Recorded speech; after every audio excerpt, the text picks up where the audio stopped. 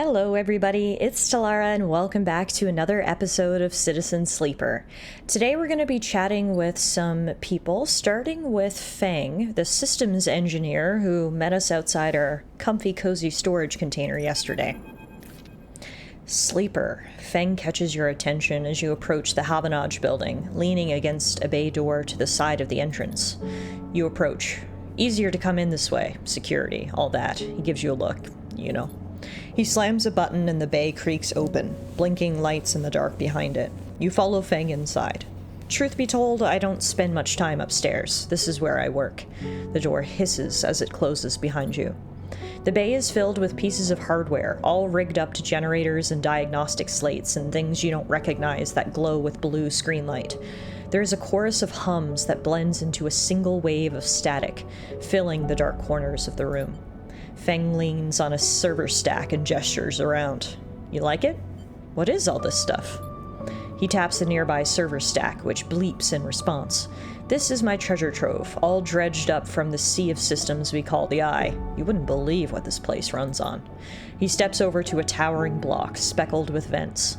Some of these systems are from the original station, AE1, the one Solheim built.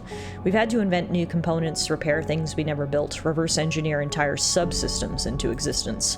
Residents here look up at the Eye and think they're seeing a concrete reality. But this place is a system in constant flux, decaying and growing, collapsing into new configurations.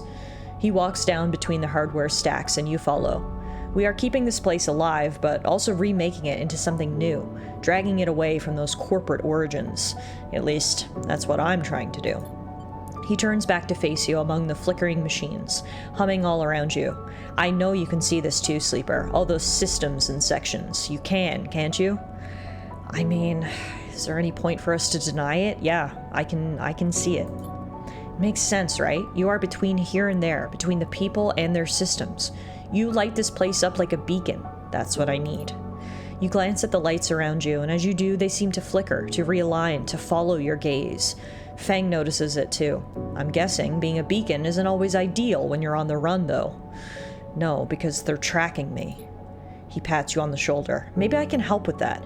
There's a lot of old growth in this place, subsystems I can't see, access protocols lost to time and decay, secrets, a shitload of secrets.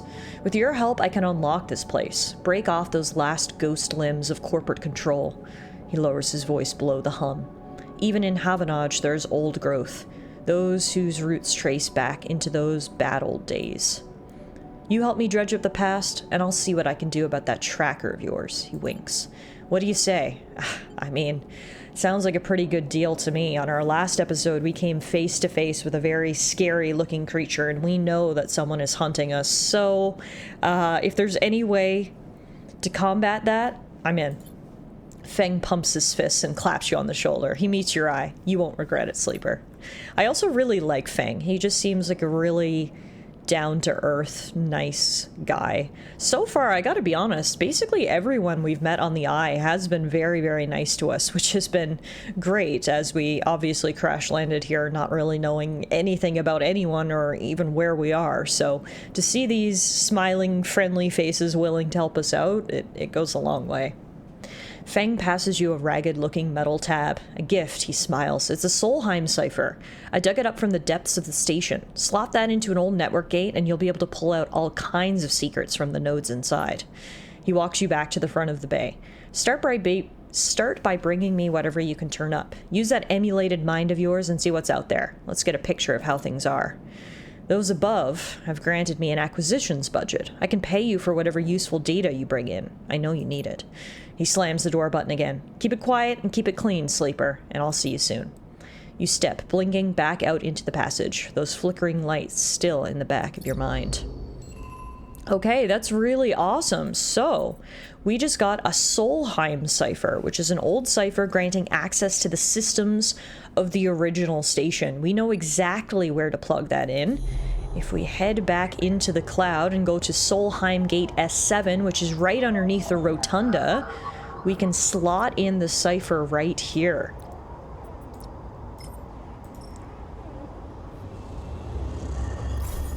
With a squawk of noises, the old gate flips open, granting access. Nice. So now we're able to access these Solheim nodes right here. There's 3 of them. Alright, let's see if we can access any of them with the dice that we have today. This one requires a 4 or a 2. Perfect. A 2 will do it. Alright, so this is Solheim node AE07. This networked storage holds corporate records, most of them corrupted by a failed systems purge. I thought... Oh, I put the 2 in the wrong spot. I was supposed to put the 2 out here?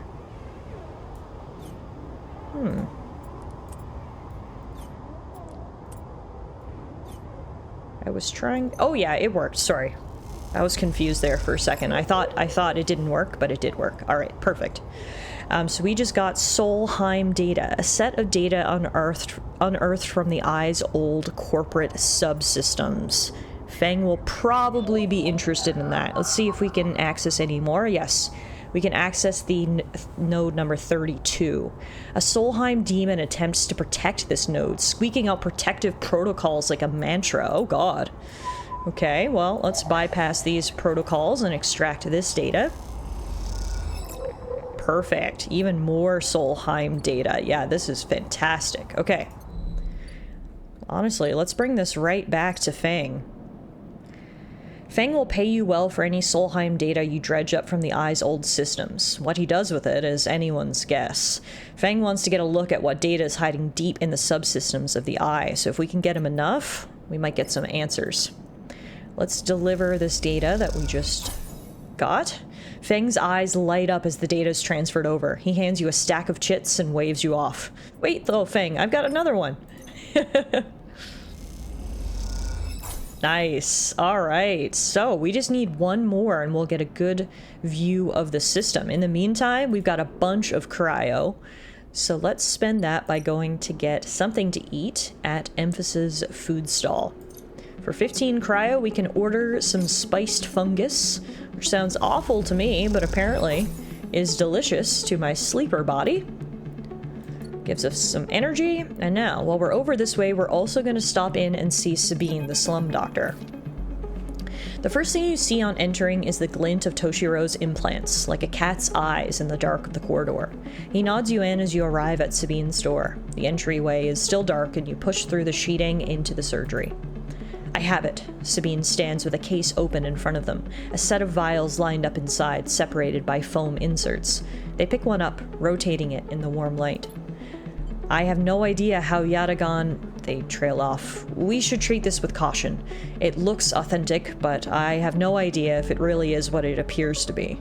So you're saying I'm the test case? That seems to be the case. Unfortunately, I'm not sure we have another choice. They gesture for you to sit on the bed.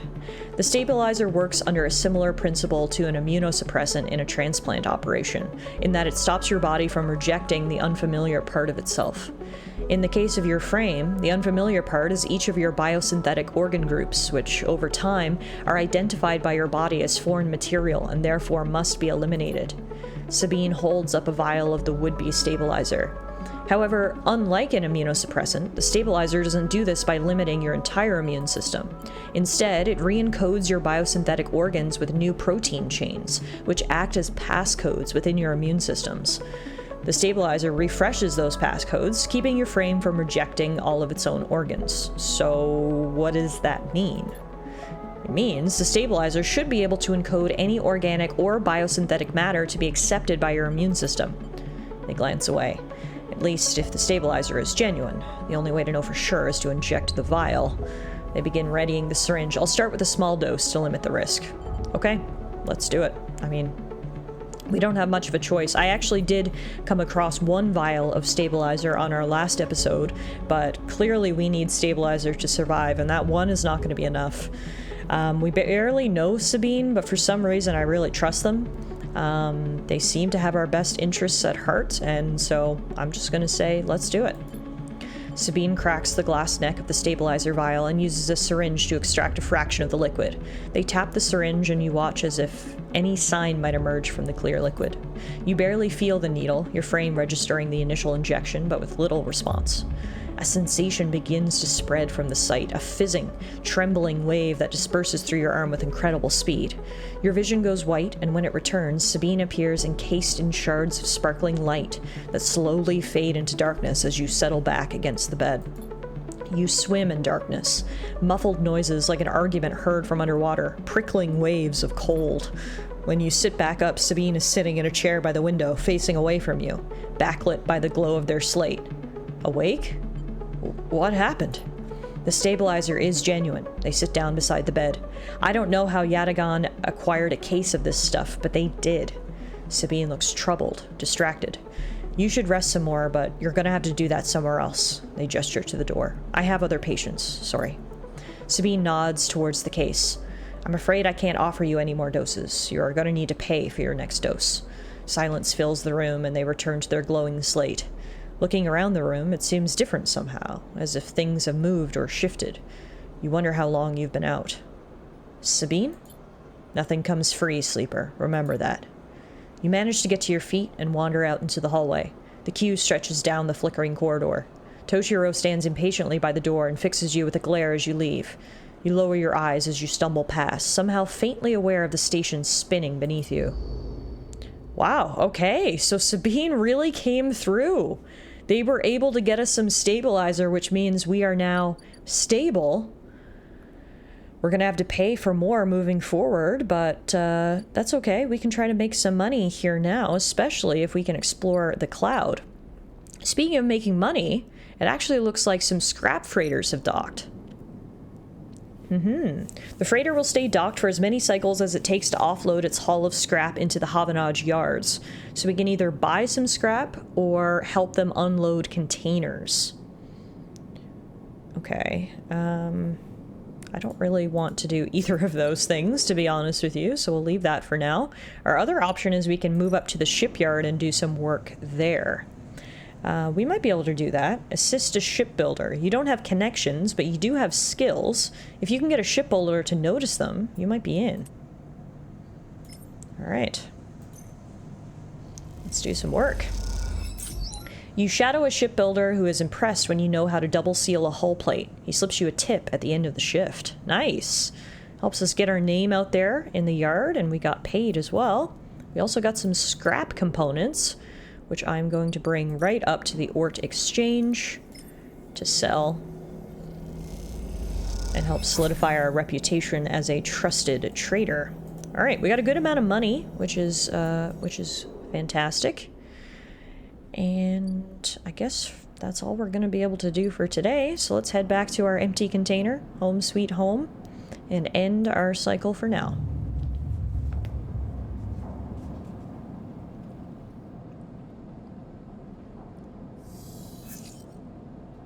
Okay. Unfortunately, the cycle clock for being hunted continues to tick down, which is ominous. Let's head right into the cloud to see if we can unlock this node. We need a 1 or a 3. I've got a 1. Let's bypass. This node is leaking corrupted contractor lists from the early days of the system's palladium rush. Perfect. Data extracted. All right. Let's bring that right to Feng. Here you are. More Solheim data. Feng's eyes light up as the data is transferred over. He hands you a stack of chits and waves you off. As you enter the bay, Feng is nowhere to be seen. The banks of servers and machines blink out of the dark in staccato rhythms, unseeing eyes of the station's digital ghosts. Shitheads! Feng's voice echoes from behind a stack, followed by the hammer of a fist on a metal casing. These snaky shitheads. Hey, Feng, who's snaky? Sleeper! Feng's smiling head pops out from behind a stack. Just the emulated consciousness I've been eager to see. Come back here. You pick your way between the thrumming stacks, trying not to trip on the loose bundles of cables that blanket the dark floor. Feng is sat in front of a set of monitors mounted to a stack. Tell me, Sleeper, what do you see here?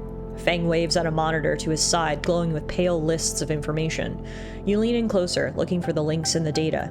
The tables seem to be filled with personal information, names, genders, dates, ID numbers, all the markers of institutional records. Looks to me like a list of people People, yes, but whose people? I guess Solheim? Bingo. He taps at the terminal. I pulled these from the old data you brought in. All employees of the Eye's original owners. And he leans past you and scrolls the list down. This one. This is a sneaky shithead. He stabs at the screen with a finger. The name reads Hardin Hurst. Who's Hardin? That, says Fang, giving you a sideways look, is the thing. He drags a stool out beside him and motions for you to sit. There just so happens to be a Hardin Hurst in Havanage. I don't get it. In Havanage? That's it. He's right here on the station now. Fang leans back in his chair. Just think about it. Decades ago, Hardin worked on this station as a senior strategic operations executive. Fang raises his eyebrows at you. Our Hardin was keeping the money coming in for Solheim. He defined priority growth initiatives by making sure the extractors they contracted out to were hooked into a system that outsourced all the risk and kept the profit. Good old Hardin shuttled thousands of Palladium Rush workers into an infrastructure, which meant that their cut of the work they did went straight back into Solheim. I mean, not to be blunt or rude, but so what? So what? I grew up here, Sleeper. This is my history. I am a child of the collapse.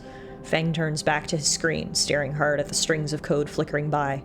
Before I was born, my parents were Solheim contractors. They ate in Solheim canteens, worked on Solheim ships. They breathed Solheim air and slept in Solheim beds.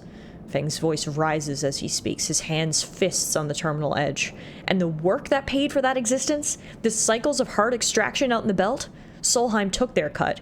This was a company town, so to speak, and my parents were just another in the long line of freelance contractors willing to risk their lives for a shot at anything other than poverty. Disposable. This guy, stabbing at Hardin once again with his finger, strategized all that, did the sums, and then somehow, thousands and thousands of cycles later, is still going, still here, crawling in the walls like some shithead snake. He survived the revolution. But how? These guys, they were big time. There's a lot money can get you if you're a company man. But how is Hardin still kicking? I really don't know. So we are going to go find out. Hardin is now a big shot in the shipyards, just a few degrees back around the Eye from here. Fang brings up a map of the lower Eye. Havanage might be born out of Erlin's revolutionary zeal, but a flat hierarchy it is not. Hardin happened to float to the top. Fang zooms in on the far yards. Grimaces. The thing is, I don't have access to those systems.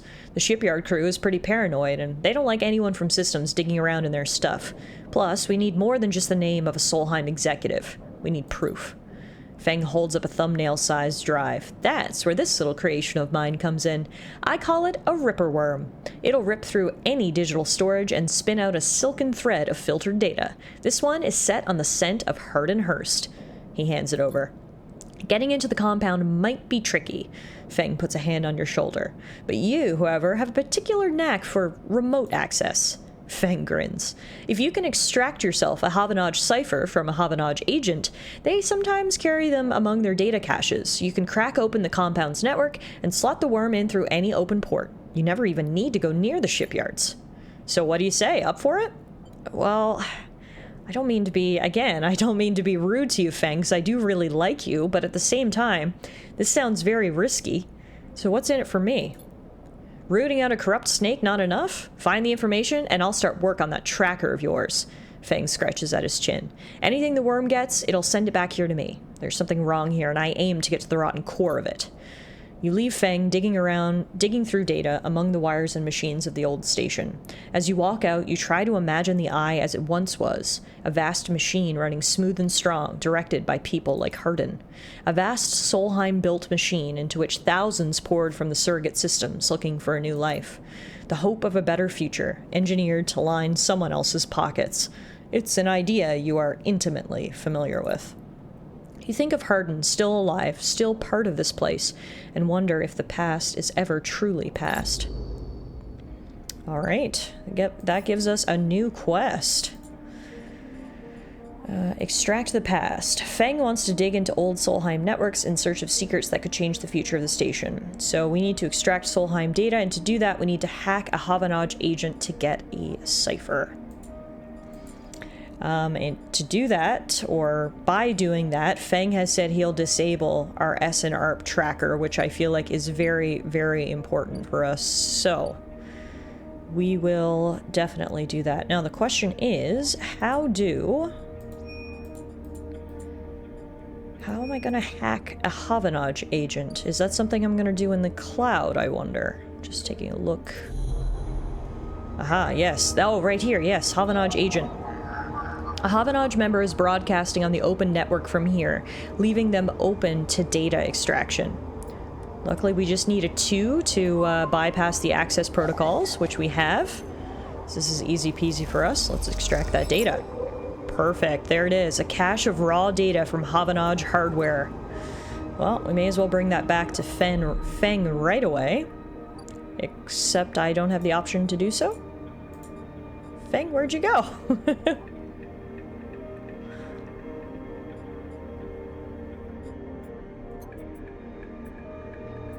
We got the Havanage data and the Havanage cipher. Maybe we're not done yet. Oh, this is now we need to go through the gate up here. I see. This gate keeps traffic out of the Havanage shipyard's internal network. We've now got the correct cipher, so we can bypass this. The gate flips. You're in. Aha. So now we got multiple ports. An open port sits waiting for you to slot in a Ripper worm. What will you find in there? The Ripper worm is what Feng gave us, a self-guided program that scalps data from closed networks. The Ripper worm slots in and begins tunneling down a thread. Godspeed, little one. Okay, perfect. So he's doing that. I guess now we probably just need to wait. We can go tell Feng. Feng's Ripper worm is installed, but it'll take a few cycles to run through the closed network. Okay, there we go. That answers that question. Well, let's go get some food. I think today will be our 4th visit to Emphasis food stall. So we might be able to really build a relationship with him today. My mouth stings as our sensorium sends warning signals over and over. This is the good stuff. Sleeper! Emphas calls out to you, a booming voice that echoes through the corridor. Tell me a story. He throws a handful of chopped mushrooms into his wok, the fire leaping up to meet the oil. I see you, cycle in, cycle out, but we never speak. Tell me a story. Okay, what kind? Any kind. He pauses to drizzle something from a plastic bottle into the wok. But one of yours, nothing stolen. You pause, the spices rich in your nostrils, and think about the kind of story you'd like to tell Emphas. You look at Emphas, the listener, and imagine he has heard it all before. Perhaps he would enjoy a strange story, something with some spice. As much as I'd love to tell a ghost story, I feel like he would appreciate it if we told him something more real. Like he said, nothing stolen, so let's tell him about our dreams. All the sleepers you tell Emphas had dreams. Some were simple, memories left over from the emulation process that had become tangled up in their minds and would come out when they slept. It wasn't rare to hear a sleeper in the dorms scream or cry out in the night. But your dreams, those gray, skeletal after-images of systems and structures, of threads and patterns, weren't like the others. They weren't memories or nightmares. They were reflections of reality, distorted, yes, but somehow true. You learned back then to keep quiet about them, to let them flow through your mind like water. That was until now, until you arrived in this place. Okay, interesting. Good to know I've always had these dreams and these connections to systems and the cloud and that kind of thing. This isn't new. Now your dreams colonize your waking life. They slip behind your eyelids with every blink, and now you understand they aren't dreams at all, but some process of interfacing, of speaking, of living in another world that flows through this one like smoke through air. You tell him that you do not know if there's a reason for your dreams. Perhaps, you reason, it is just some side effect or a particular quality of the frame you inhabit. But whatever it is a gift, and you hope to make use of it. Emphas finishes cooking and squints a little at you. Sleeper, you are quite the storyteller. He eyes you and you realize that he's trying to gauge how honest you have been in your story. Emphas passes you the meal he has cooked and you take it gratefully. As you eat, he talks, a natural exchange. Thank you, sleeper. He looks around at the emptying market. But my time is done for today, and I do not want to keep you any longer, so I will make a proposal. He gestures to the plastic boxes of ingredients stacked behind his stall. These are good enough for most, but someone told me a story that made me think a couple of cycles ago. They said that across the gap in the Greenway, fresh mushrooms grow. Have you heard this? No. Neither had I, but I trust the one who told me. Emphas begins packing up his things. Can you bring me some?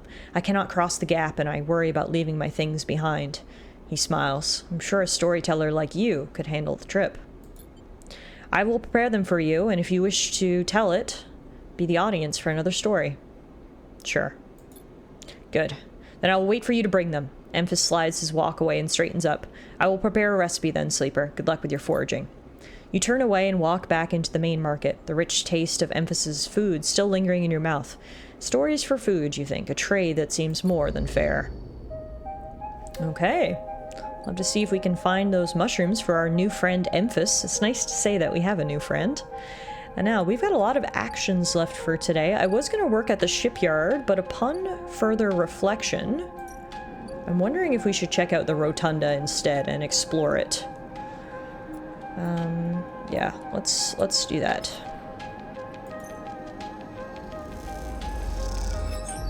Alright, you systematically work your way through the busy passageways, noting some locations of interest as you do. I'm gonna do that again, actually. Oh no! You're carried by the flow of freight and bodies with little sense of where you're going. You give up, exhausted. Well, we've got one more try for today. Ah, another negative outcome. Alright, well, we got to know the rotunda a little bit, but we didn't quite become a dock watcher. That's all we're going to be able to do today. We're out of actions, we're out of energy. Ah, but this is new. The Overlook Bar. You can get a drink here.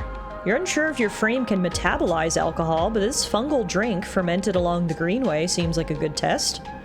I mean, why not? After a hard day's work. Let's give it a try. Mossy tones and aniseed sharpness fills your mouth. It isn't totally unpleasant. At least you can taste it.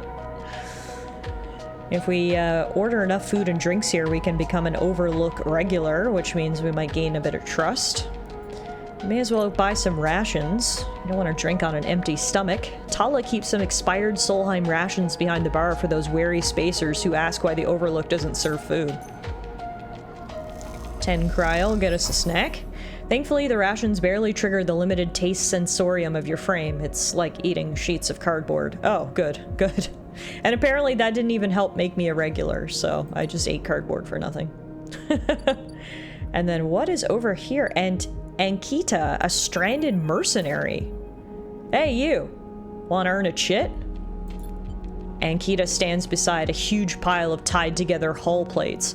She stretches out her back, her shoulders bulging beneath her flight suit. Wow, I know we just met her, but this might be the coolest character we've come across yet. Ankita, look at her, a stranded mercenary. Very, very cool. What if you make it too? Ankita laughs. This goddamn station. She sighs and pinches the bridge of her nose. Alright, come here then. You cross the docking concourse as she begins to split the plating into 2 bundles. What is it with this place, she asks, as she angrily lashes the massive plates together. Everyone wants their cut. She straightens up to an imposing height, her armor plates creaking, and looks you up and down. Or is it just that you all think I'm an easy mark? No, we just all need to survive. Ankita softens. I get it, I do, but if I could go just one cycle without some jumped-up grifter trying to take me for an idiot, then that would be nice. Ankita hoists 1 bundle of plating onto her shoulder. Come on then, enough chat. You gotta earn those chits.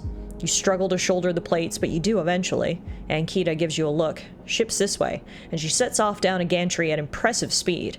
As you catch up to her, she turns down a passage, pushing through a small crowd of stevedores. What's all this for? Oh, this? She nods at the plates on her back. I'm building a treehouse. She gives you another of her looks. It's for the ambergris, that cutter you might have seen sitting silent out there. She rapidly turns another corner as you trail behind. She got cut up pretty bad on our last job, and I had to moor up here for a spell, but since then it's only gotten worse. Someone got in and sliced the core from our ship mine, so now she's gone dark. She shifts the panels on her shoulder. The upshot is that I'm short one ship mind with a ton of repairs to do, and the rest of the crew signed off the moment they got wind I'd been stranded, so yeah, it's been a time. Oh, I'm sorry to hear that. Sounds like a string of trouble. Yeah, I've seen worse, but I'm bleeding chits every cycle here, so I need to get off and fast. Ankita swings the plates from her back, almost knocking you over in the process. This is me. She hauls the second bundle off your shoulder. You're the first person I've met here who might actually be considered helpful. She pauses, chewing her bottom lip. Look, you want to help? Come see me. I need a hand putting Amber back together, and you don't seem like the type to try anything stupid. She passes the bundles of plates through the ambergress's outer lock and then turns back. Just don't go spreading all this around. Ankita throws you a couple of chits. She gives you a parting nod and ducks through the doorway. All right, get out of here, she calls back, and the lock slams shut. Interesting. All right. So we just got a new drive. We can help fix the ambergris. She seems super, super cool, so I will probably help her out there. For now, though, there's not much else we can do today. It has been a busy day. All cycles need to end. Time to rest and prepare for the next one.